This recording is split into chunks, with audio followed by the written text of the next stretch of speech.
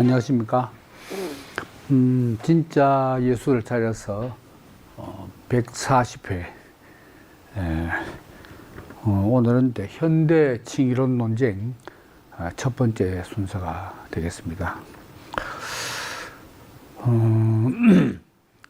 저도 이 칭의 개념을 이제 다루면서 이렇게 연속적으로 계속할 줄 몰랐는데, 세밀하게 하려면 뭐 끝도 없는 주제인 것 같고, 해서 현대 칭의론 논쟁을 한 몇 회에 걸쳐서 하고 칭의 강의를 마치려고 합니다.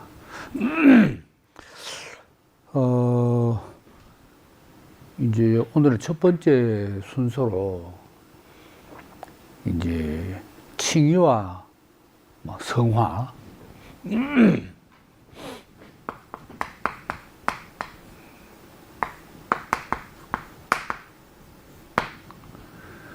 justification, sanctification, 이 관계를 어거스틴에서부터 중세에 거쳐서, 그리고 토마스 아퀴나스, 그리고 루터, 칼빈, 또 지금 현대 로마 가톨릭 관점에서 쭉 한번 살펴봐 왔습니다. 정리가 되시는지는 모르겠습니다만은. 근데 이제 지금까지 칭의론에서 문제가 된 게 뭐냐 하면은, 이제 로마 가톨릭이든 개신교든 이제 칭의, 하나님으로부터 의롭다 함을 어떻게 얻느냐. 그래서 이제 양쪽 다 하나님의 은혜, 그리고 그리스도의 대속적 죽음, 그리고 이제 성도의 믿음,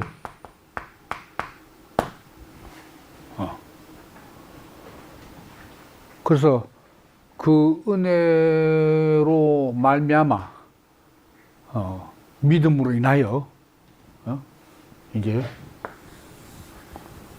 칭의를 얻는다. 근데 문제는 이 믿음이 이제 우리 자유의지의 선택이냐 아니냐, 이 문제에 있어서 이제 로마 가톨릭 안에서는 이게 자유의지의 선택, 의지의 선택 사항이니까 선택할 수도 있고 안 할 수도 있는데 사람이 선택을 했다 이거죠. 그래서 물론 은혜로 선택하는 것도 은혜긴 은혜지만, 하나님이 요 선택의 의지적 발동을 공로로 인정해 준다. 이런 게 이제 토마스 아퀴나스 사상이었잖아요. 공로.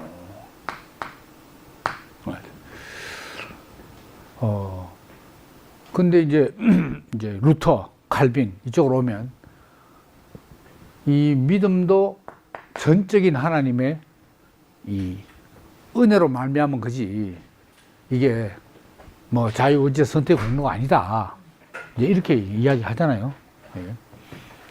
그래서 이제 지난번에도 우리 한번 살펴봤지만은 구원의 확신,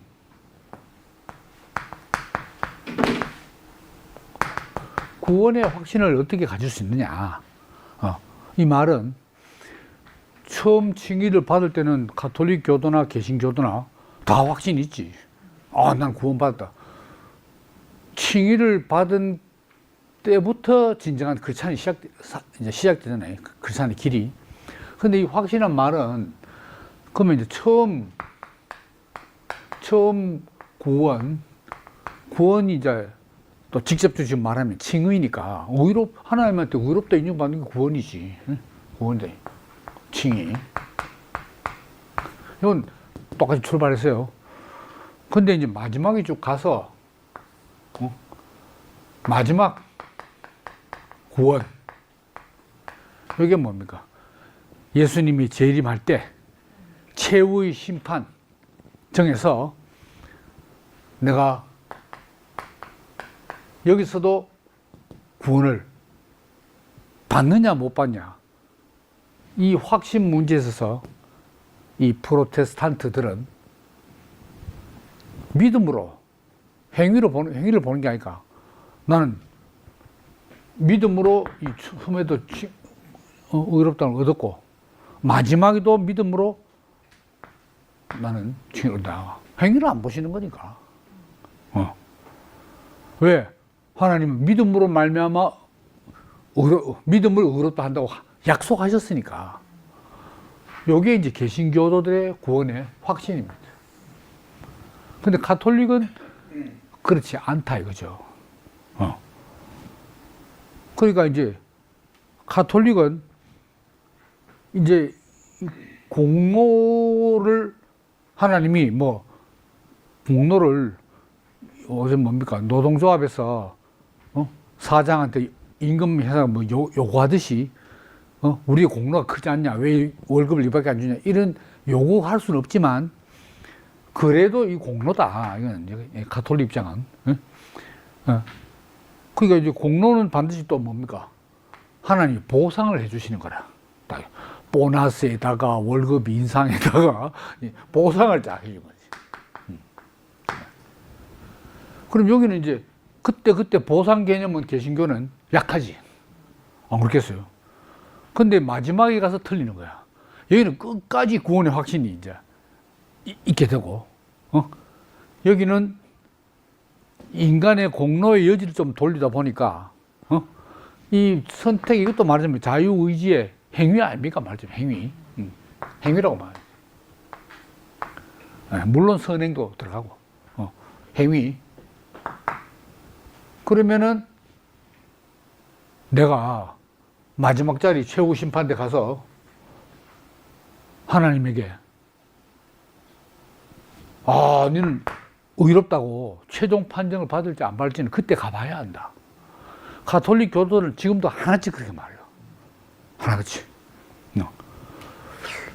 이제 그게 이제 구원의 확신에서 이제 이 개신교도하고 이제 가톨릭 교도하고 완전히 또 틀리는 거죠, 이제. 그래서 이제 다시 말하면은 이제 이제 프로테스탄트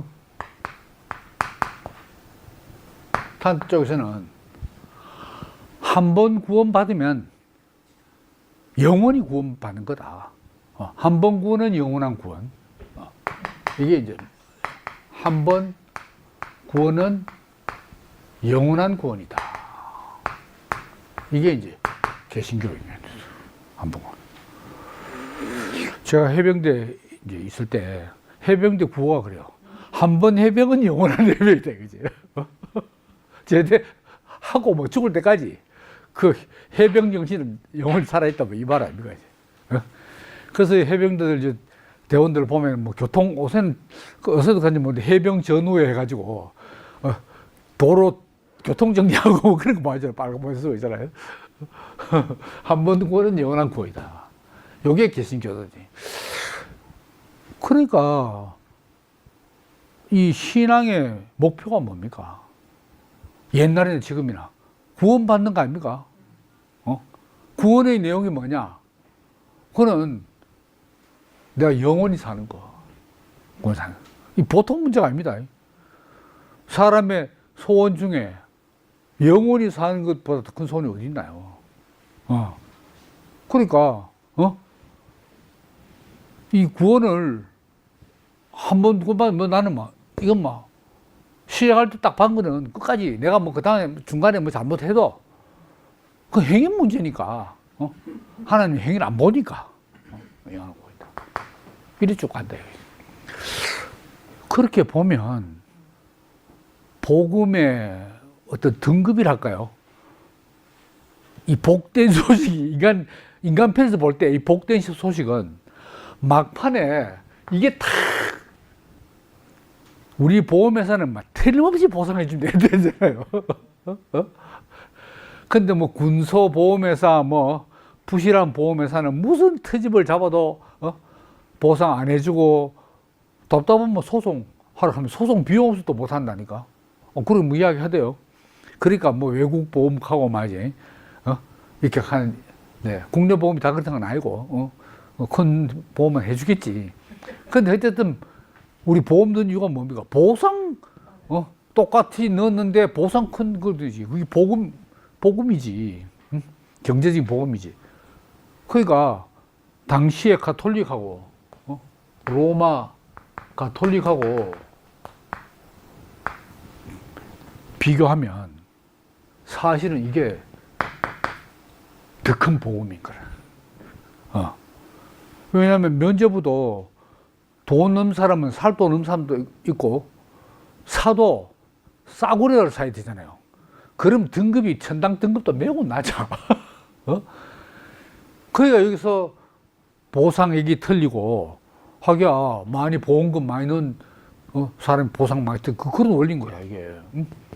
그러니까 여기 이제 공로구원. 이거는 그런 말 잘 안 쓰지만 믿음 구원 할 때 믿는데 뭐 돈이 듭니까? 뭐 땀이 납니까? 안 그래요? 이게 복음이 맞긴 맞죠. 훨씬 더. 그 루터가 이쪽으로 가톨릭 신부이다가 일로 건너된 게 너무너무 여기서 공로로 살려고 애를 썼다 하는 거 아닙니까? 그 영원한 구원의 보상을 받으라고. 그래도 자기 자신이 없는 거야. 왜? 내가 이래 되겠나? 뭐. 안 자신 없나. 그 루터가 뭐라고 그러죠? 죄인인 동시에, 의인인 동시에 하나님은 의롭다 하지만 현실적인 나는 죄인이다. 시물, 유스투스 에트 페카토르. 요래 좀 간간히 좀 이렇게 섞어줘야 라틴어 그래서 좀 화면 구성상 있어 보이잖아요. 시물 유스투스 에트 페카토르. 의인인 동시에 그리고 죄인이다. 어쨌든 의인인 동시에 죄인이라도 이거는 변함없는데 어쨌든 영원한 한번 구원은 영원한 구원인데 뭐 구원인 거라. 어차피 처음에도 뭐 하나님이 내가 죄인이지만 그냥 안 봐. 예수 그리스도의 이 대속적 죽음이란 이 예수의 의 때문에 공로 때문에 넌 뭐 예수 받아들이면 그걸 인정하면 안 본다. 그런 시작을 그래 했잖아요. 그 끝도 마찬가지다. 영원한 구원이다. 이렇다. 근데 여기는 이 마일리지를 많이 써야 되는 거라. 포인트 정립을 많이 해야 돼요. 그러니까 어느 게 더 횡재입니까? 은혜라는 자체가 그라치아가 그라티스 공짜 아닙니까? 공짜. 이게 더 공짜, 더 큰 공짜지. 알고 보면. 그러니까 처음에 기독교 복음 시작할 때 어찌 시작했나요? 예수님도 그랬고, 이제 바울을 예로 들면은, 자, 여기 프로테스탄트하고 이런 맞잖아요. 그 유대교, 예수님도 그러고 이제, 기독교 복음 유대교 말이지. 유대교가 율법적 행위로 말미암아 구원을 얻으라고 한 거 아닙니까? 그 율법적 행위, 율법적 행위에 따른 공로, 이걸 하게 하는 거지. 그러니까 내가 얼마나 율법을 잘 지켜야 하나님은 그냥 의롭다고 인정받겠노? 원리가 같아요. 자신이 없는 거야. 근데 여기서 일로 기독교, 그 유대교 안에는 복음이란 말이 없잖아요. 기쁜 소식, 기쁘긴 뭐 기뻐. 내가 햇놈만 봤는데 뭐 기쁠 것도 없잖아요. 근데 이건 아무것도 햇놈 없는데, 예수님이 내 죄를 사해주기 위해서 십자가에서 돌아가셨단 말이가. 그걸 믿으면 나를 의롭다 한단 말인가. 완전 뭐 공짜지 뭐. 이게 복음 아닙니까? 은혜. 은혜. 그런데 제가 가톨릭 지난 시간 때도 말씀드렸지만 이렇게 왔어요. 그런데 이 안에서도 아직 이 복음의, 은혜의 복음의 진가를 모르는 유대교 출신의 크리스찬들이 그래도 최소한의 이거는 지켜야 안 되겠나, 뭐 이런 거, 할례, 안식일 준수, 식사, 음식 규정, 최소한 이거는 그 지켜야 되나. 이게 뭐 나쁜 거가, 이건 아직 공짜에 효력을 잘 모른다 이 말입니다. 이제 그런 거 안 지켜도 돼. 이게 바울 복음 아닙니까? 근데 이제 기독교가 1세기 지나서 2세기가 되면서 본격적으로 박해 가운데서 불길 번지듯이 들판에 불길 번지듯이 막 번졌잖아요. 그러면 이게 공동체가, 물론 지역 공동체 뭐 전체 다 하시면 엄청나고 그 많은 기독교인들을 관리를 해야 되고 조직을 해야 될 거 아닙니까? 단체가 된 거 아닙니까? 그러면 현실적으로 당장 필요한 게 행동인 거야. 선행. 기독교 단체를 유지하기 위해서, 공동체를 유지하기 위해서 선행이 필요하다. 선행의 내용적으로 말은 뭐죠? 권위에 순종하고, 또 형제 자매들을 위해서 내가 헌신하고, 나를 희생하고, 뭐 이거지 뭐. 종류 많지만 이게 필요해. 근데 딱 믿음 하는 거는 하나님과 나와의 마음가짐이고 나의 태도 아닙니까? 그건 현실적으로 바로 그것만 가지고는 뭔가 뭐 나오는 게 없지. 그러니까 이 뭡니까? 2세기, 3세기, 4세기, 5세기 갈수록 기독교가 더 커지네. 결정적으로 4세기에 와서 기독교가 4세기 말에 국교가 되었잖아요. 국교가 되었어. 그러니까 체계적인 조직 관리를 해야 되고, 이 성도들의 믿음뿐만 아니고 이 선행이. 근데 그렇게 커지기 전에도 바울 때도 벌써 예수님 때는 뭐 얼마나 그런 무리도 별로 없었지만은 바울 때 오면 벌써 뭐 그렇게 큰 규모는 아니라도 지역마다 고린도 교회, 로마 교회, 에베소 갈라디아 많았잖아요. 그래서 갈라디아서 그렇게 믿음으로 의롭다함을 얻는다고 하는 대표적인 두 서신서가 로마서하고 갈라디아서 아닙니까? 근데 갈라디아서 6장까지 5, 6장, 로마서 12장에서 16장까지입니까? 후반부는 바울도 전부 성도들의 선행을 이야기하고 있어. 선행. 그러니까 보면 이제 앞뒤가 안 맞는 거야. 앞에는 행위로 말미암아 그걸 얻는 게 아니다. 그만큼 해놓고 뒤에 가서는 로마서나 갈라디아 그걸 말하는 서신서가 뒤에 가서는 다 선행을 이야기한다니까. 그래서 자 이제 한 번 구원은 영원한 구원이다. 이게 이제 이거 하고 그러면 당연히 뭐 한 번 구원 믿을 때 믿음으로 받았으면 영원 구원이면 중간에는 억지로 선행할 필요가 뭐 있어. 내 마음대로 살면 되지. 그게 더 좋지 뭐. 이거 왔다 복음입니다. 일단은 뭐 끝에 가면 무조건 돼. 그러니까 뭐 나는 구원 받았어 하고 내 마음대로 살아도 관계 없는 거야 이게. 그래서 이제 그때 제가 언급한 김세윤 박사도 그렇고, 심지어 보수 정통의 대표적인 신학자, 우리나라 신학자들도 한국 교회의 가장 큰 문제가 뭐냐, 개신교의 문제가 이 바로 한 번 구원은 영원한 구원이라는 이 복음으로 말미암아, 이신칭의 복음으로 말미암아 급속도로 성장했다. 성장했는데 1990년 때부터 해가지고 서서히 퇴조하고 답보하고 퇴조 내리막길을 걷고 있다. 그 원인이 무엇이냐? 바로 한 번 구원은 영원한 구원이라고 하면서 이게 이제 신앙과 삶을, 행위를 분리해본다. 그래, 이제, 믿음, 구원은 하여튼 믿음이야, 믿음. 뭐, 이건 관계없어. 그러다 보니까, 아예 뭐, 그 복음이 그런 복음이니까, 당연히 이웃을 위한 선행이 안 나온다.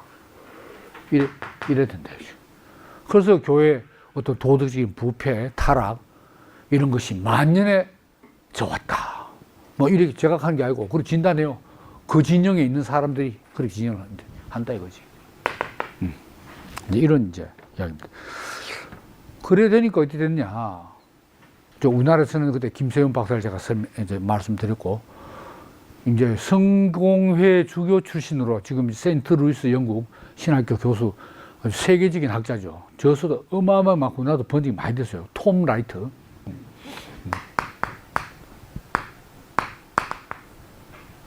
이런 사람도 이제 개신교 진영이지만, 넓게 보면 개신교 진영이지만, 이제 이렇게 말하는 거죠. 처음 칭의의 구원을 받았다 하더라도 중간에 일생을 쭉 거쳐서 그 사람 일생 동안 여기서 성령의 인도를 받아서 합당한 성도의 삶을, 다시 말해 성화의 삶을 살지 못한 사람은 마지막 구원에서 탈락한다. 이게 김수현 박사도 그렇고, 맥그라스, 제가 자주 했는, 맥그라스 그 사람도 성공의 출신 이제 신학자거든. 맥그라스도 그렇고, 김수현도 탈락한다. 이렇게 성화를 현실적으로 이제 강조하고, 원래 이제 루터 때 이신칭의 복음을 수정을 개신교 안에서도 하는 움직임이 많다. 이런 이야기죠. 그 사람이 전생을 걸쳐 얼마나 거룩한 삶을 살았냐. 여기에 따라서, 이제 구원이 결정된다. 이제 이런 이야기입니다. 그래서 이제 뭐 김수현 박사 제가 징의와 성화 전번에 한번 소개를 읽고, 뭐 전 부분, 일부분을 제가 한번 강의를 했습니다만은, 우리 그 복음서에 하나님 나라가 왔다 할 때 하나님 나라 이미 왔고 아직 완성된 건 아니고 했잖아요. 그러니까 already 하나님 나라가 이미 already 이미, 그러나 아직 not yet, 아직은 완성된 건 아니다. 아직이다 이제. 이거와 마찬가지로 칭의도 이미 내가 already 칭의도 마찬가지다 이거지. 하나님께 이미 칭의를 받았어. 그렇지만 칭의가 완성된 건 아니다. 아직. 그게 완성된 건 아니니까 뒤에 삶에서 형편없는 삶을 살면 탈락된 분이 완성이 안 된다. 자기 학이 달렸다. 요런 지. 그러면 이게 이 복음의 보상액으로서는 조금 짜진 거죠, 말하자면. 루터 때 딱 한 번, 그러면 뭐, 한 방에 그냥 막, 무조건 가입 한 번만 하면 죽을 때 보상해, 내 새까지 다 보상해준다, 이건데, 중간에 계속, 그래도 성실하게 납입을 계속 해야 됩니다. 이거거든. 이거. 복음의 보상액이 공짜 맛이 좀 떨어져 버렸어. 내가 좀 해야 되니까. 아무것도 안 하고 오히려 못했는데 다 받아보야 이게 완전히 행자하는 건데, 그게 아니다, 이 말입니다. 참 이렇게 장난스럽게 말할 이런 사안이 아닌데, 심각한 건데, 지금. 그렇습니다. 그래서, 어느 쪽이 맞느냐? 한 번이면 구원 영원한 구원이다가 맞느냐? 마지막까지 선행을 해야, 성화의 삶을 살아야 구원이 완성된다 쪽이 맞느냐? 지난 시간에도 말씀드렸지만 요 뒤쪽을 많이 강조하는 것이 로마 가톨릭이고, 앞을 많이 강조하는 게 프로테스탄트 복음이다. 그거잖아요. 그건 그래요. 그러다 보니까 이제 뭐가 되냐면은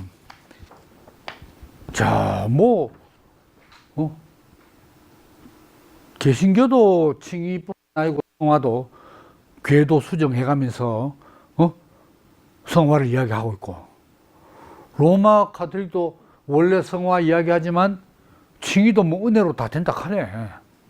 믿음으로 말미암아 다 하고, 그 강조점, 성화를 강조하냐, 이 칭의 시작 칭의를 강조하냐, 이 강조점 차이지 뭐 큰 차이도 없지 않냐, 이렇게 보는 시각들이 현대 복음주의자들이, 신학자들이 많이 생겼고, 거기에 대표적으로 알리스터 맥그라스가 바로 그런 사람인 거예요. 그 사람이 이제 출신이 성공회 아닙니까? 성공회다 보니까, 성공회가 뭐죠? 영국 국교인데 원래 로마 가톨릭이었는데 이 헨리 8세가 거기서 이탈한 거 아닙니까? 근데 이제 루터의 개신교처럼 그만큼 개혁적인 것도 아니고, 그렇다고 로마 가톨릭처럼 보수 그대로 있는 것도 아니고, 개신교와 로마 가톨릭이 한 중간쯤 되는 게 성공인 거라. 예배 의식인 것도 비슷해요. 좀 중간 형태. 그러니까 이 톰 라이트는, 이 사람은 성공의 주교 출신이거든. 알리스터 맥가르스도 성공의 출신이에요, 이런 사람들이 더 그렇게 생각하는 거야. 보면, 그러니까 로마 가톨릭 편도 아니고, 그렇다고 뭐, 루터교나 칼빈의 개혁교회 편도 아니고, 원래 출신이 한 중간 지역이거든. 그러니까 그 중간에서 소정하고 통합하기는 딱 좋은 입장에 있는 사람들이 이런 신학자는. 근데 김세현 박사는 그건 아닌데, 김세현 박사는 독일의 신학을 해가지고 루터교의 영향을 많이 받았는데, 영국 가서도 많이 공부했어요. 그러니까 또 김세현 박사 좀 비슷한 게 많아요. 근데 제가 왜 이런 이야기를 하면, 그러면은, 이쪽이 완전히 한 번 구원에 영원한 구원, 이게 완전히 맞나? 이게, 완전히 맞나? 할 때, 그렇게 할 일이 아니고, 그 시각으로 보면 같은 건데, 보는 관점과 강조점이 좀 틀리지 않나? 그럼 그게 맞나 이거지. 그럼 이게 맞냐? 개신교가 맞냐? 가톨릭이 맞냐? 중간 절충 입장이 맞냐? 제가 알리스터 맥그라스가 현대 신학자 중에 칭의론에 말하자면 최고 대가입니다. 그래서 제가 당장 또 접한 책이 그거였고 해가지고, 알리스터 맥그라스, 김세현 박사의 시각으로 해왔잖아요, 이제. 근데 이제 우리나라 보수 진영, 특히 우리나라 개혁교회, 정통 보수 계열의 신학자들이 딱 쓴 책을 보면서, 이것도 단순히 또 그래 볼 문제도 아니네, 이런 생각이 든다, 이 말입니다. 그래서 결론적으로는 여러분들 머리가 더 복잡해질지 모르겠는데, 최대한으로 제가 안 복잡해야 될 거 아닙니까? 최대한으로 제가 한번 이제 소화한 만큼 이야기를 해볼게요. 그럼 아까 처음 이야기 들어가서, 그럼 성경이 물론 진리의 기준인데, 성경은 그럼 어떻게 해놨냐? 이 사람들이나 절충이나 다 성경 보고 한 이야기예요. 같은 성경을 보고. 근데 왜 이렇게 강조점이 틀리냐? 같은 성경 보고. 성경에 두 쪽 다를 이야기 해놨으니까 그런 거예요. 그러면 이제 이쪽, 의인은 믿음으로 말미암아 산다, 믿음으로 구원받는다는 이쪽을, 성경을, 대표적인 성경 구절 많지만은 한번 이야기해 보면요, 갈라디아서 2장 16절, 사람이 의롭게 되는 것은 율법의 행위로 말미암음이 아니요 오직 예수 그리스도를 믿음으로 말미암는 줄 알므로 율법의 행위로서는 의롭다함을 얻을 육체가 없느니라. 이것도 유명한 말 아닙니까? 율법의 행위로는 의롭다 자격을 얻을 육체가 없어. 오로지 믿음이야. 믿음. 행위, 율법적 행위 없어. 그 다음에 로마서 3장 23절에서 24절. 모든 사람이 죄를 범하였음에 하나님의 영광에 이르지 못하더니 그리스도 예수 안에 있는 속량으로 말미암아 하나님의 은혜로 값없이 의롭다 하심을 얻은 자 되었느니라. 그러니까 믿음, 이건 하나님 은혜. 여기에 믿음은 빠졌어요. 근데 바울이 요 구절에 믿음 뺐다고 바울이 믿음을 말한 건 아닙니다. 요 데모서 빠졌을 뿐이 딴 데는 전부 믿음 다 이야기해놨어. 믿음. 그게 행위도 아니다. 행위 아니야. 율법적 행위가 아니다. 그 다음에 에베소서 2장 8절에서 9절. 너희는 그 은혜를 인하여 믿음으로 말미암아 구원을 받았으니 이것은 너희에게서 난 것이 아니요 하나님의 선물이라. 행위에서 난 것이 아니니 이는 누구든지 자랑하지 못하게 함이라. 여기는 은혜하고 믿음하고 다 이야기해놨네. 여기 믿음, 은혜, 이쪽은 은혜, 믿음다. 그 은혜를 인하여 믿음으로 말미암아. 여기에서 의롭다, 칭, 칭의가 됐다 이거지. 이런 구절입니다. 이제. 그리고 이제 하나님의 선물로 내가 의롭다를 받았으니까, 끝에 가서 마지막 날에 그럼 어떻게 됐냐? 그건 로마서 이제 뭡니까? 유명한 구절 8장 32절. 자기 아들을 로마서 쳐줄까요? 로마서 8장 32절. 자기 아들을 아끼지 아니하시고 우리 모든 사람을 위하여 내주시니가 어찌 그 아들과 함께 모든 것을 우리에게 주시지 아니하겠느냐. 누가 능히 하나님께서 택하신 자들을 고발하리요. 하나님 딱 됐네, 뭐 잘못했다 고발을 감히 못한다 이거지. 그 다음에 의롭다 하시는 이는 하나님이시니 누가 정죄하려. 하나님 내가 의롭다 했는데. 누가 우리를 그리스도의 사랑에서 끊으리요. 환난이나 공고나 박해나 기근이나 적신이나 위험이나 칼이랴. 우리를 우리 주 그리스도 예수 안에 있는 하나님의 사랑에서 끊을 수 없으리라. 안 끊어져. 이런 구절 때문에 칼빈이 뭐라고 합니까? 성도의 견인. 한번 하나님이 선택하고 의롭다고 구원을 시작한 사람은 끝까지 하나님 책임지고 견인해 간다. 견인한다. 불법 주차해도 하나님이 끌고 가. 제대로 가죠. 우리 집까지 갖다 줘. 이거 아닙니까? 그건 이제 요쪽을. 근데 그 반대로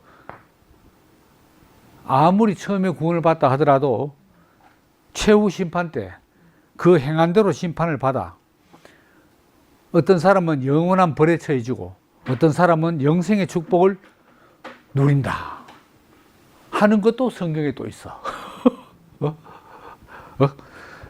자, 그럼 이제 우선 이제 예수님 말부터 볼까요? 5절 20절. 마태복음 5장 20절. 내가 너희에게 이르노니 너희 의가 서기관과 바리새인보다 더 낫지 못하면 결코 천국에 들어가지 못하리라. 의락한 거는 예수님의 말씀을 순종하는 행위지. 그 다음에 마태복음, 주로 마태복음이 많아요. 복음서에는 7장 21절. 주여 주여 하는 자마다 다 천국에 들어갈 것이 아니요 다만 하늘에 계신 내 아버지의 뜻대로 행하는 자라야 들어간다. 행하는 자. 그죠? 그 다음에 마태복음 25장에 어떤 이야기가 나오냐. 여기에 뭐 열처녀 비유도 나오고, 그 다음에 뭡니까? 달란트 비유도 나오잖아요. 달란트. 이게 다도 행위야. 졸지 마라. 근데 5처녀는 기름 준비해가지고 안 졸았고, 5처녀는 졸았다 이거지.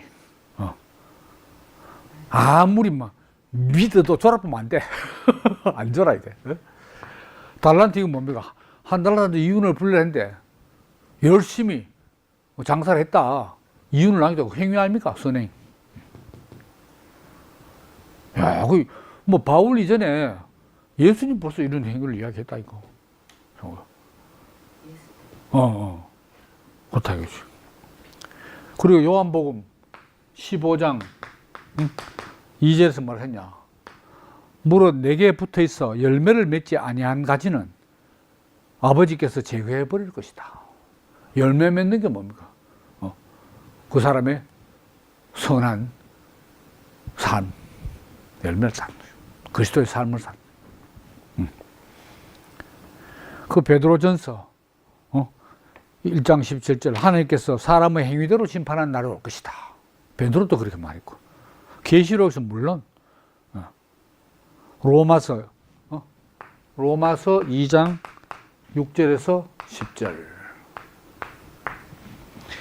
하나님께서 각 사람에게 그 행한 대로 보응하시되 행한 대로 선을 행하여 영광과 존귀와 썩지 아니함을 구하는 자에게는 영생으로 하시고 당을 지어 진리를 따르지 아니하고 불의를 따르는 자에게는 진노와 분노로 하시리라.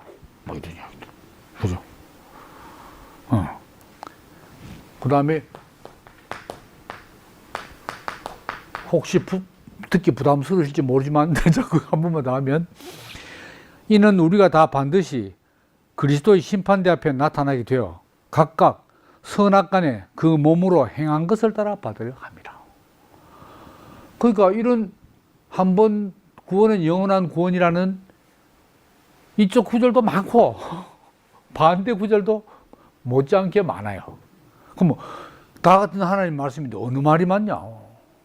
그거 참 곤란하죠. 그래서 이제 제가 참고한 이제 이 아주 보수 이 교단의 정통 신학자는 이제 말하기를 우리가 너무 조급하게 성급하게 섣불리 이 두 쪽은 모순된다 이렇게 단정해서도 안 되고 또 너무 안일하게 이 둘을 어떻게 하든지 조화시켜보고 일치시켜보고 하는 이런 시도를 해도 우를 범하게 된다. 그 말도 일리 있어요. 그럼 해결책은 뭔데 말이야. 해결책. 이게 뭐 이제 해결인지 아닌지 모르지만 이제 제가 본 이제 칭의란 무엇인가의 책의 저자는 사람에게는 이게 모순될지 보일지 몰라도 마지막 구원 가봐야 한다 하고 무조건 된다 하고 근데 사람 볼 때는 모순인지 몰라도 하나님 보시기에는 모순이 아닐 수 있지 않냐. 뭐 그렇게 이제 이야기를 하면서 바울 서신이 같은 사람이 이쪽 말하고 마지막 구원에 대해서도 말하는데 행위 구원도 말하고 이것도 말하는데 그럼 바울은 왜 그랬냐. 이 바울은 신학 논문을 쓴 사람이 아니다 이거지. 신학 논문 쓰면 완전히 서론하고 결론하고 틀릴 뿐인데 그거 안 되지. 이게 바울 서신은 전부 목회 서신이다. 목회 서신. 교회 공동체를 사역하면서 필요해서 그 특수한 정황에서 권면하고 훈계하고 하는 내용들이다 이거라. 그러니까 어떤 사람이 사람이 어떻게 해야 구원을 받습니까? 이렇게 물으면은 바울은 믿음으로 인해서 은혜로 말미암아 믿음으로 구원을 받는다라고 말할 수밖에 없지. 그렇게 묻는 사람한테 구원을 어떻게 하는데 네가 잘해야 구원받지. 이럴 수는 없다는 거죠. 이제. 근데 일단은 이제 그 구원의 노선에 접어들어서 칭의 처음 구원. 근데 그러면 내가 어떻게 살아야 됩니까? 교회 생활을 어떻게 해야 됩니까? 하면은 형제들을 너 이웃을 내 몸같이 사랑하고 뭐 봉사하고 순종하고 권위에 순종하고 말 이렇게 말할 수밖에 없지. 알아서 살아. 막 살아. 그 신경 꺼. 너는 이미 구원받았잖아. 신경 꺼. 이렇게 말할 수는 없지 않냐 이거지. 그런 것 같아요. 그래서 구원의 시작은 역시 은혜와 믿음, 이게 맞는 것 같아요. 저의 경험으로 봐도. 이게 뭐 육신적인 차원으로 설명이 될지 모르지만은 이 사람이 나고 성장하는 그런 과정과 비슷한 거 아닌가 그런 생각이 들어요. 자, 내가 새 생명으로 태어났다. 그게 하나님 어렵다는 반도 아닙니까? 내가 완전 새 생명으로 태어났어. 내가 누구의 아들로 태어났다. 거기에 뭐 행위가 뭐 필요 없습니까? 부모의 절대적인 사랑, 은혜. 그 자녀의 믿음이란 거는 나는 엄마 아니면 안 된다, 아빠 아니면 안 된다. 그게 믿는 거 아닙니까? 그러면 그때는 자식이 왜 사랑스럽냐? 내 알면 죽을 줄 알거든. 저도 뭐 지금은 다 커가지고 뻔따리도 없고 뻔따리도 없지만은 어릴 때 저절로 학교 땡 맞으면 집에 딱 저절로 가. 왜? 두 놈이 너무 나를 기다리니까. 그냥 막 장난치고 있잖아요. 육신적인 천국이지. 행위 안 물어, 안 물어. 행위 전혀 안 물어. 근데 슬슬 크면서, 부모 마음에 성적도 신경 써야 되고, 그러니까 저희 육신의 아버지는 옛날에 37세에 저를 낳았거든요. 요즘 한 50세 낳은 거는 마찬가지예요. 우리 아버지 20살 장가갈 때 37에 낳았다, 이 나를. 그러니까 저희 아버지가 저놈은 커서 장독을 깨도 야단 안 친다고. 나는 어려서 모르지만은 주변에 많이 어른들이 많이 캐. 너 아버지가 니한테 캐대. 그렇게 은혜로 출발했는데 특히 중학교 때부터 이 성적 때문에 이 율법이 성적 율법이 생겨가지고 아버지가 이 두려움의 대상이 됐다는 게 이게. 야, 그래서 이제 많은 문제가 했지. 그때 영적으로 마찬가지예요. 저는 이제 보통 이제 뭡니까 신앙생활 이전에 교회생활 옛날 교회 보수 정통 교단에서 신앙생활 할 때 그때는 완전히 내가 갓 태어난 경험을 못했어. 배운 거는 율법부터 배운 거라. 그러니까 부모의 사랑도 이렇게 그리스도의 사랑, 하나님 아버지의 사랑도 잘 모르는 상태에서 교회에 어떻게 봉사해야 되나 아주 유년주일 할 것부터 막 해가지고 해보니까 괴롭고 힘들더라고. 그러다가 지금에 돌아가셨지만 목사님 만나가지고 거기서 하나님 아버지의 사랑과 예수 그리스도의 사랑을 내가 받은 거예요. 그러니까 그때 새 생명을 탄생했다 아닙니까? 그러니까 긴 세월 동안 뭐 물론 저한테 행위도 요구 안 했고 나도 행위 신경 안 썼고 그런데 제가 기억하기로는 그런 이제 우리 다 뭐 나이는 다 뭐 20대 중반부터 시작했지만은 저는 20대 초반부터 시작했는데 점점 사람이 많아지고 각 지역에도 공동체들이 생기고 할 때 그때부터 이 십자가가 계속 십자가 말씀해요.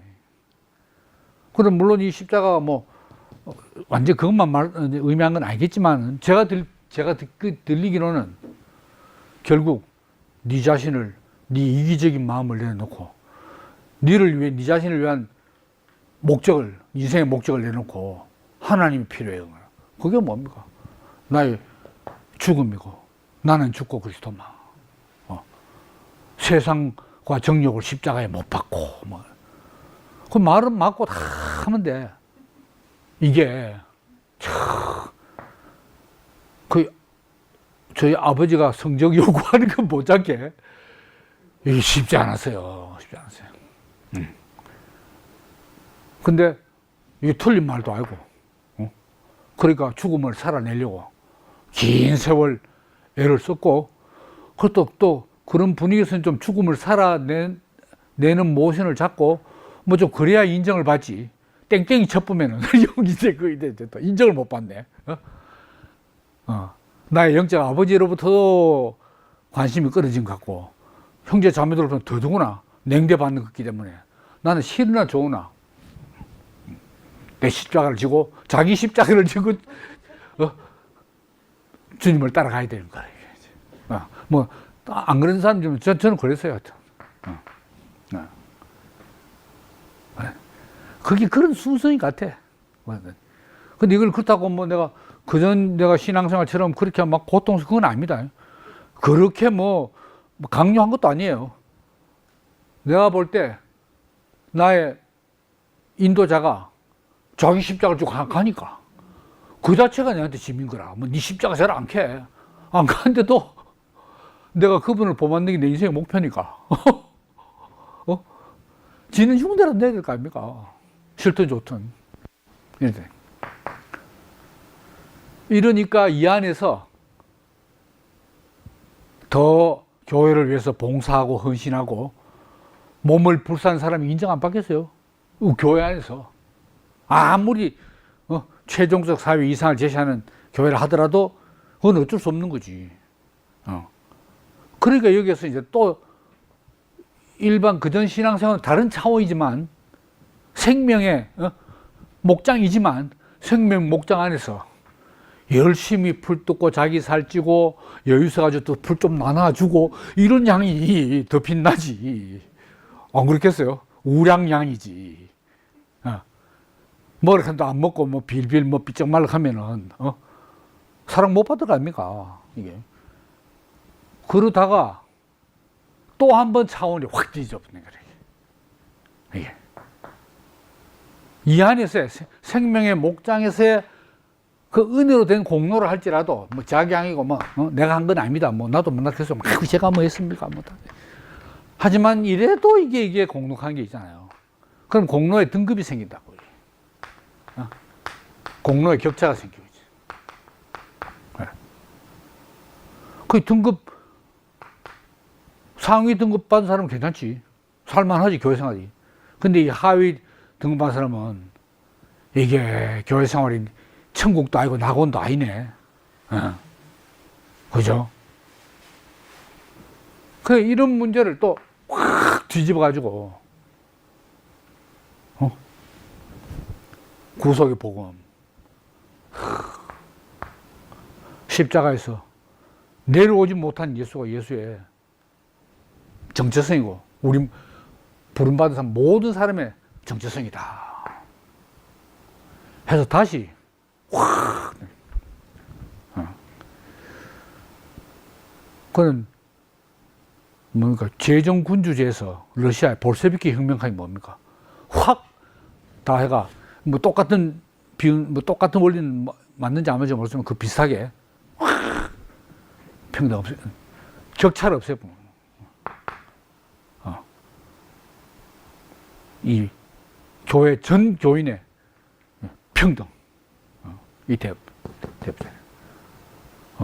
그 뭐 단순한 제도적인 문제가 아니고 인간의 원래 자리가, 위치가 바로 그런 거다.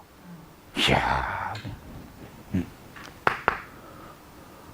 그래서 이거는 이제 단순히 믿는 게 아니야. 믿는 게. 요 지금 루터가 해석한 바울은, 이게 이제 십자가에서 죽은 예수가 이제 부활한 주님이다. 나의 부활한 주님이다. 아닙니까? 근데 왜 하나님이 나를 의롭다 하냐? 예수 그리스도의 의를 보고, 의가 전가돼 나한테 덮어 씌워가지고, 나는 그대로 죄인인데 덮어 씌워가지고, 그래서 너는 의롭다 한 거 아닙니까? 근데 왜 그럼 예수는 하나님께 의롭다고 먼저 칭의를 받느냐? 그는 예수의 공로인 거라. 하나님 아들일지라도 종의 모습으로, 바울이 했잖아요. 육신의 종의 모습을 취해가지고 고난으로 말미암아 죽기까지 하니까 하나님 아들로 인정되었다. 이게 인정됐다. 예수의 공로야, 이거는. 공로. 예수의 공로 덕분에 우리는 공로 없이 의롭다고 봤다. 이 말 아닙니까? 이게 이제 구속복음의 문제인 거야, 이게. 앞으로 계속 이 문제는 파고 제가 계속 더 자세하게 한번 파헤치겠습니다만, 요게 먼저 예수고. 그러니까 뭐, 급한 사람은 뭐 따질 게 무엇입니까? 내가 지금 의롭다 해준다는데, 난 영성을 해야 되는데. 그러니까 막 믿으면 되지만은, 시간이 지날수록 100년, 200년, 500년 나오니까, 아무리 예수의 공로가 크다, 하나님 만족시키는 하더라도, 그 공로가 내한테 어떻게 전가되느냐, 이게 문제인 거야. 뭐 성경에 뭐 그래 있다 하더라도 내한테 탁 전가된 게 느껴져야 될 거 아닙니까? 믿기는 믿는데 그게 탁 진짜 전가됐다는 사람이 별로 없는 거라. 이게 있다 해도 너무 적겠지. 어떻게 전가되느냐. 예수 공로거든, 공로. 근데 십자가에서 내려오지 못하고 어찌하여 나를 버리시나 하고 죽은 그 자리만 딱 보자. 뭐, 내가 너 때문에 희생 제물 된다. 이게 아니고, 예수를 딱 보면, 거기는 공로도 아니고, 그냥 자기 자신밖에 없어. 자기 자신. 죽을 수밖에 없는, 내려오고 싶어도 못 내려오는 피조물, 그 자체. 그 자체. 피조물 자체다. 이거는 이제 믿는 게 아니지. 저 예수의 모습이 예수뿐만 아니고 모든 인간의 모습이고 내 모습이네. 그거 아닙니까? 그러니까 이제 하나님이 예수에게 의롭다. 너는 나하고 올바른 관계에 있다 하는 관계. 그 관계는, 참, 내가 너를 십자가 죽음까지 내몰아가지고 희생제물로 삼으려고 보냈는데, 네가 내게 네 목숨을 아끼지 않냐고 목숨을 아끼면 순종해가지고 내 뜻을 이루게 하는구나. 하나님의 구원 행위를, 구원 사역을 네가 내 구원 사역을 이루어주는구나 하는 공로로 본다고도 할 수 있겠죠.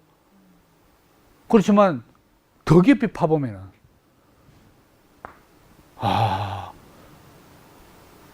네가 내 원래 피조물 진 네 모습 그대로를 여기서 보여주는구나. 피조물 자체. 그리고 이거는 예수의 공로가 뭐 전가된 것도 전가된 건 아니고 뭐 주는 것도 아니야. 보여주는 겁니까? 그럼 드러났어. 드러났는데 그 예수의 존재밖에 없는 그 모습에서 나 자신의 존재를 발견했다. 그거 아닙니까? 그러면 다시 그럼 죄다. 죄가 뭐 어떤 도덕적인 그런 죄가 아니고 하나님 앞에 죄가 뭐냐? 관역이 빗나간 게 뭐냐? 관역 빗나간 게 위치이탈이지. 위치이탈. 위치이탈을 말하자면 지가 피조물인지를 모른다 그 말 아닙니까? 내가 정확히 피조물이구나. 그걸 아는 게 지을 수 있는 거 아닙니까? 거기서 다 비끄러져 나갔다 이거지. 야. 그러니까 이 지금 로마 카톨릭이나 로마 카톨릭에서 저항해서는 프로테스탄트나 같은 점이 사실 더 많아. 차이보다. 그러니까 우리 사이는 좀 뒤로 두고 공통점 가지고 한번 우리 일치를 도모해보자. 그 아닙니까? 지금 이제 현대 흐름이 에큐메니칼 운동 뭐가 같겠어요? 예수가 참 하나님이면서 참 인간이라는 기독론 당장 똑같아. 그거는 루터 칼빈 한 개도 안 틀려요. 삼위일체 하나님 똑같아. 그리고 예수님 덕분에 중보자 예수로 말미암아 우리가 칭의를 받다. 그것도 똑같아. 그 예수를 보는 시간이 똑같다 이 말입니다. 단지 그 의가 내 안에 내 일부가 돼가 그 이제 예수의 의가 내 일부 내 자신의 일부가 되는 주입된 의냐? 어? 여기 이제 가톨릭 입장이고, 그건 내 자신의 일부지 그게. 예수 의가만 내 자신 일부 되는 거야. 그래 커 나가는 거지. 아니면은 전가된 의냐? 전가. 덧입혀진다, 떠넘겨진다 아닙니까? 전가된 의. 이 차이인 거야.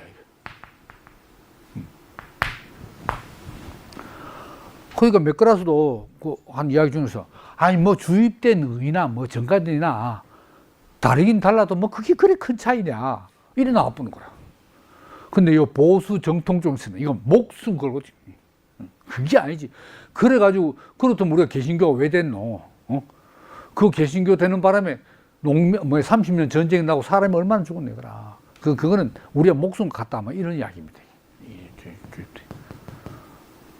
근데 대전제 기반은 똑같아. 예수가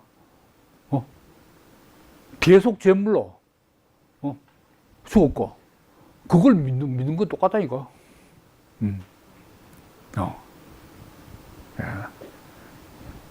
그러니까 이제 여기서 이제 문제는 당장 예수가 왜 예수 때문에 내가 하나님부터 의롭다고 칭함을 받느냐.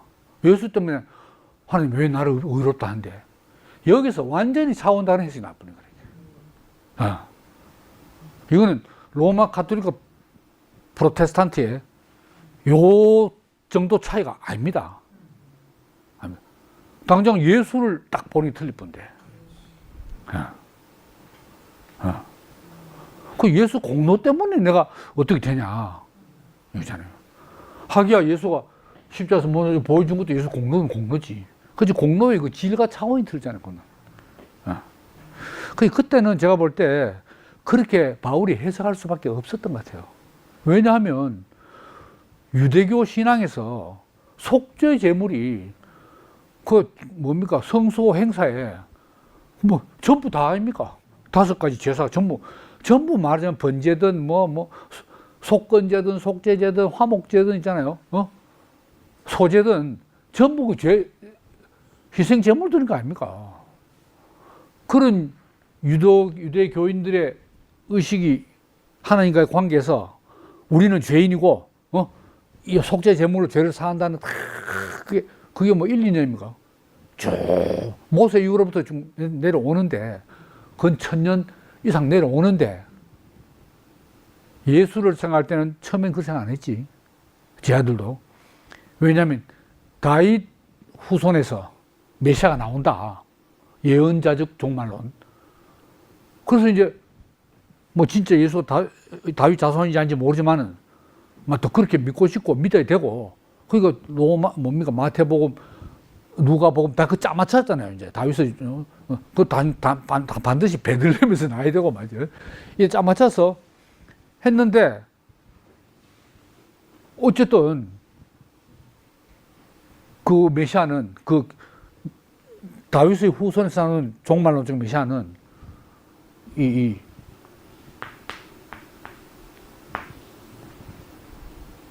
하나님의 능력을 방불케 하는 능력자 아닙니까? 하나님의 전능을 보여준 인물이 되거든. 근데 예수가 공생에 대비하면서 3년 조금 넘게 그거 보여줬잖아요. 그 처음에는 예수가 메시아가 고난받는 메시아 이런 게 없었다니까. 근데 예수가 잘 나가다가 갑자기 죽어버렸네. 돌연사 죽어버렸어. 그러니까 이걸로 이제 다 끝나느냐. 맥없이 죽었다는 것은 이거 완전 뭐 반대 아닙니까? 이걸로 끝나면은 이제 뭐 제자들도 다 끝나버린 거고. 그래서 이제 사칭 메시아가 돼버린 거지. 근데 이 예수의 죽음을 제자들이 바로 대속 제물로 뭐 제가 지인했다기보다도 그렇게 해석이 됐던 하나님의 계시에 의해서 대속 제물로서의 죽음으로 해석이 됐다. 그리고 그 이사야서나 뭐 예레미야서 나오는 메시아 그 예언하는데 보면 고난받는 그런 대목이 나오니까 고난받는 메시아. 마가복음은 주제가 고난받는 메시아입니다. 그건 예수 죽음 뒤에 나온 복음서 아닙니까? AD 한 70년에 쓰여진 건데. 그래서 하나님 어찌하여 나를 버리시나이까가 그 시편에 나온 이야기 아닙니까? 시편에 다윗이 그게 왜 나오냐? 완전히 잘 나가다가 자기가 꼬라박아가지고 내 동댕이 쳐지니까 하나님 어찌하여 나를 버리시나이까 이런 그 대목이 생각나서 그걸 적었는데 진짜 예수가 십자가에서 했는지 아닌지 모르지. 어쨌든 고난받고 죽은 메시아로 묘사한 게 마가복음 시작이다 이 말입니다. 이게 시작이다. 대속제물. 그러니까 그 당시 바울 시대로서는 뭐 그 이상의 해석이 어떻게 나오겠어요? 그 이상의 해석이 못 나오지. 근데 이게 이제 바울의 이제 칭의론 믿음으로만 한다 해서 어거스틴으로 넘어가면 바울 어떤 칭의론에 그대로 연수도 개성이 아니에요. 어거스틴은 벌써 그 헬레니즘 시대, 그래서 헬레니즘 문명권에 살던 사람이고 기독교인이 되기 전에 벌써 마니교를 거쳐서 신플라톤주의에 심취했던 사상가 아닙니까, 그 사람이. 사상가야. 그러니까 말하자면 이제 플라톤 사상의 눈으로 성경을 보는 거야. 그렇지 그렇인데. 그러니까 거기에 헬라 문명이 이제 사상이 많이 섞여 들어간 거지. 많이 섞여 들어가지. 그래서 이미 이 궤도 좀 변경이 생겼어. 그러다가 한 500년 뭡니까?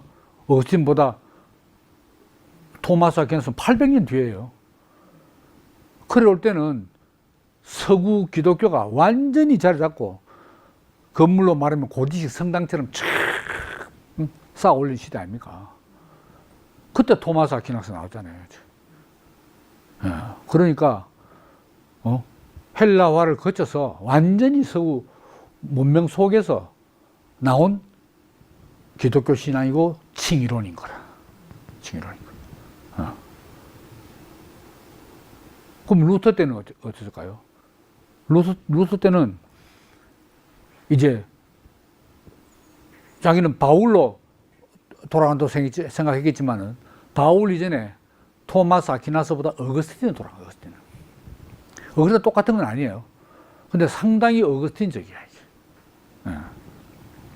그것도 더 자세히는 또 다음 게 또 이렇게 하지만 대충 그래요. 그 지금 제가 뭐 다 모르고 한 이야기입니다만은 그러니까 이 기독교가 지금 이제 그때까지만 해도 전부 서구 기독교 아니었습니까? 17세기 여기까지 다 서구 문명 안에서 나온 거라. 근데 이 18세기 제국주의가 되잖아요. 제국주의. 그러니까 이제 동양으로 이게 제국주의와 함께 기독교가 기독교 제국주의화가 되는 거지. 이제 좋은 의미에서 이제 복음을 전 세계에 전파하게 되잖아요. 거의 동양 문명권은 부딪혀붙네. 힌두교하고 당장, 불교하고, 또 동양, 중국, 유교하고, 도교, 주역, 이런 거 탁 부딪혀버려요. 그러니까, 이 예수의 공로, 속죄의 제물로, 대속 제물로서의 예수의 십자가 죽음의 해석만 가지고는 이 동양권에서 자란 이 크리스찬에게 쉽게 안 믿기지기 정상인 거라. 선생님. 유대계에서는 그게 자기도 천년 그래 왔기 때문에 그게 당연하게 그래 되지만은, 어떻게 예수의 공로가 내한테 전가되느냐. 이게 의심되는 게 정상이지. 의심되는 게 정상이지. 그러니까 이 십자가 해석, 예수의 십자가 죽음의 의미 해석, 그리고 십자가에 달린 예수 자신의 그분이 그리스도라고 하니까 그 그리스도에 대한 해석, 요게 뭐 근원적으로 이게 다시 시작된 거예요. 예. 마치 코페르니쿠스가 한번 생각해봐. 쭉 천동설을 믿어 의심치 않는데 아무리 해도 관찰 결과하고 천동설 가설하고 안 맞아 떨어지니까 한 바꿔 생각했다 아닙니까? 응? 그것처럼 일단은 다 좋아요. 한번 그런 마지막 구원에 내가 가봐야 알지. 사실 그건 가톨릭도 맞는 것 같아. 내가 미시미다 한다고 하나님 하는지 어찌 알아. 근데 또 막이나 하면 또 불안하네. 그래서 공로로 살아가면 끝도 없네. 이것도 문제고. 그것도 그렇죠. 그리고 오늘 내가 너무 이 준비를 하기도 못했네. 뒤에 해야 되는데. 그리고 문제는 또 내세가 문제야, 내세.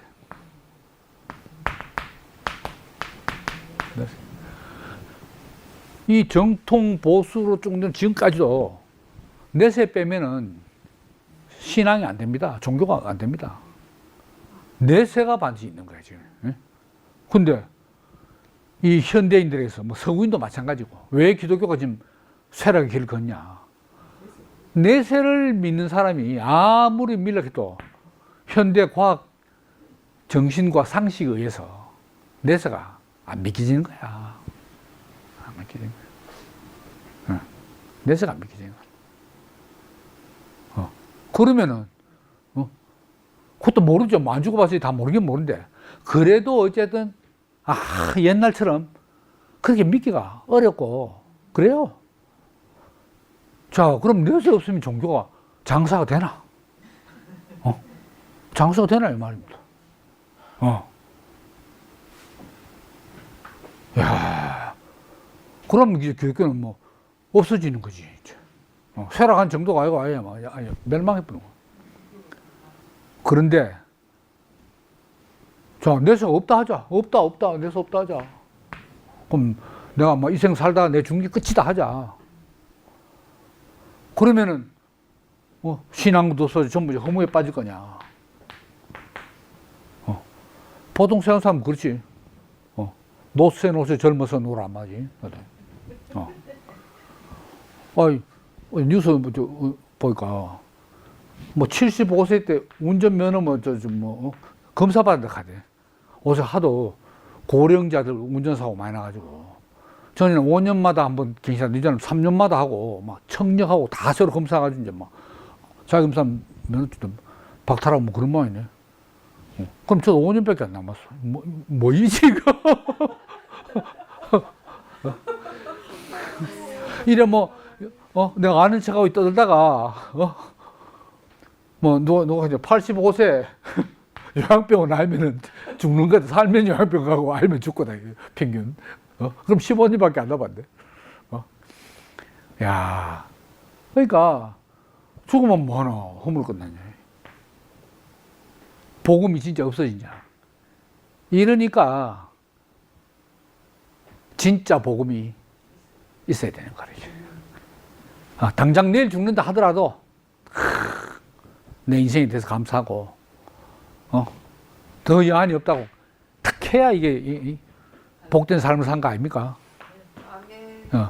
내가 제일 좀 듣기 싫어하는 소리 뭐냐면 세상이 잘 커요. 인생 별거 있나요?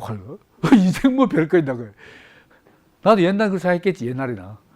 인생이 왜 별거라니. 인생만큼 고귀하고 존귀한 게 어디 있는데, 인생 별거 있나요? 이래 맛있는 거 먹고 좀 놀다가 죽는 거죠. 와, 나 그거 제일 듣기 싫더라.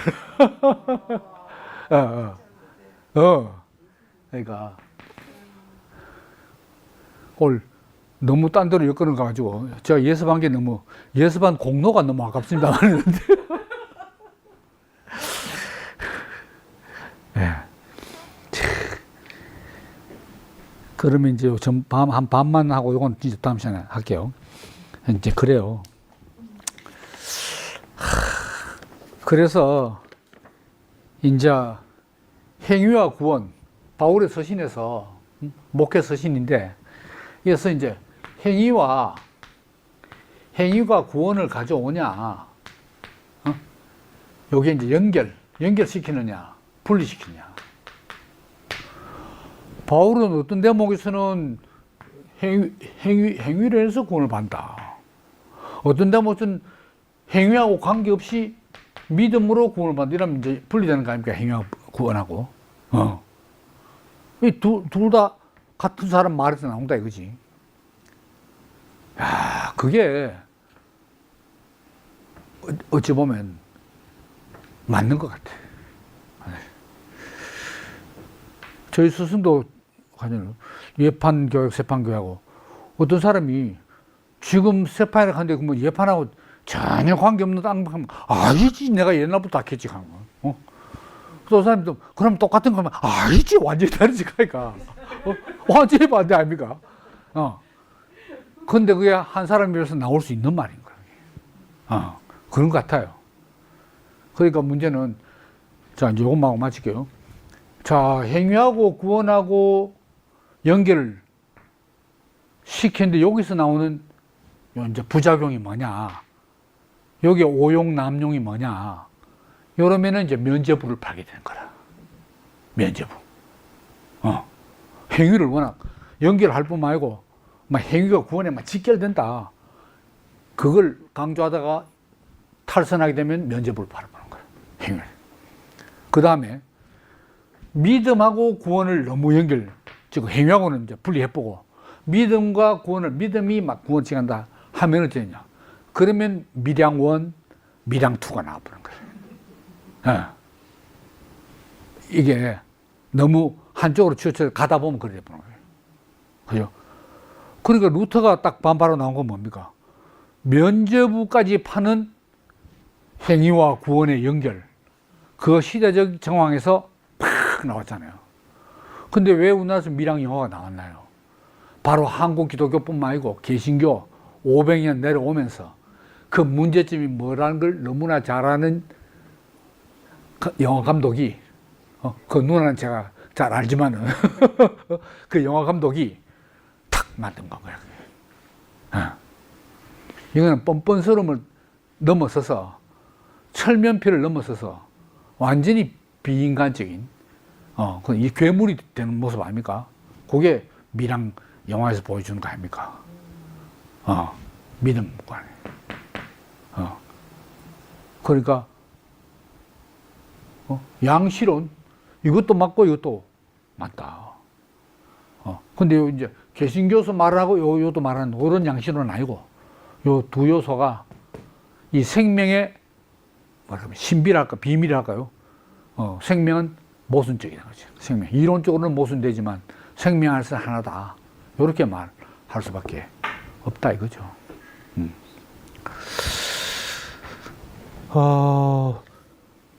네. 그러면은 이제 다음 시간에는 이제 현대 칭의론 두 번째 해서 이제 어떤 옷의 현대의 흐름이냐면 20세기 후반부부터 복음주의라는 건 뭐냐면 이제 넓게는 개신교인데, 개신교 안에서 자유주의도 있고 뭐 별별 현대주의 신학이 다 있잖아요. 그거 빼고 성경 말씀을 기반해서 이제 좀 정통 보수로 내려오는 온건한 이런 이제 신앙을 이제 복음주의를 하잖아요. 이 복음주의하고 로마 가톨릭 연합을 시도하는 거야. 그 다음에 또 루터교하고 로마 가톨릭도 연합을 시도해요. 그리고 성공회하고 로마 가톨릭 연합 시도해. 이런 세 가지를, 이 연합 시도가 과연 옳은 일이냐 잘못된 일이냐 하는 걸 한번 이제 다음 시간에 한번 이어서 한번 말씀드리고, 그거 끝나면은 이제 그 바울에 관한 세관점 학파들, 그 세 사람의 이 칭의론이 과연 또 옳으냐, 뭐 이런 것도 한번 따지고, 뭐 이렇게 해서 이제 그 우리의 진정한 칭의로는 뭐냐. 오늘도 저 부분적으로 이야기했습니다만은 그렇게 나가는 거지. 경청해 감사합니다.